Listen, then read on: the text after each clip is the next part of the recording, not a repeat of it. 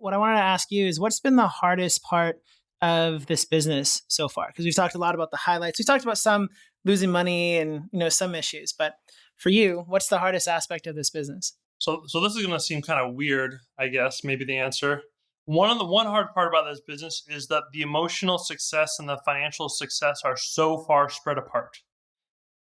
You will have a deal get accepted, and you see it's for $20,000, and you already see $45,000, and like the emotional success of that is, once it gets bought, it's like it's huge, but then now you don't really care, and then now it's pending for sale, and then you get a big rush of, oh yeah, this is great, but then now it's an escrow process and might take 30 or 45 days, and then finally when you get the wire, you're like, oh, whatever, just keep it going. So having that large gap makes it sometimes hard to judge what you should be doing, because the gap is deceiving. Because this is why you should never slow down a mailer.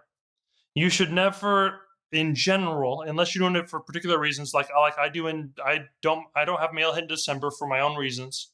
But you should never, oh, I'm so busy, I'm going to lower a mailer, because the lag is so long that by the time you lower your amount of mail, by the time your smaller mailer hits, you've already figured out how to run at a faster speed.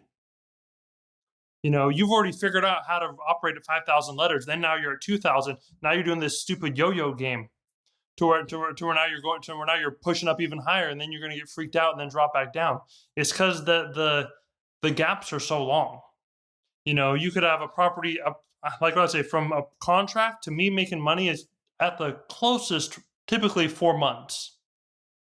So I got to be looking out 4-6 months, and so that's one of the tough parts. It makes it hard for you to make decisions because your decisions have to be so far in the future, and it makes So that's why. So that's kind of been my thing that's been challenging, is thinking further ahead so that I don't make stupid decisions that I'm dealing with 2 months from now. They're like, oh, why the heck did I do this 2 months ago? And it's because, oh, at that time I was feeling this way. Oh, at that time I was out of money, or felt like nothing was happening, or felt like I was offering too much, and then so I offered nothing, and then now I make too big of an adjustment.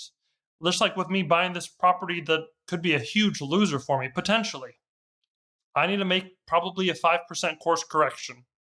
I don't need to go 50%. I need to go 5%. I need to slightly move over, and then I should be okay.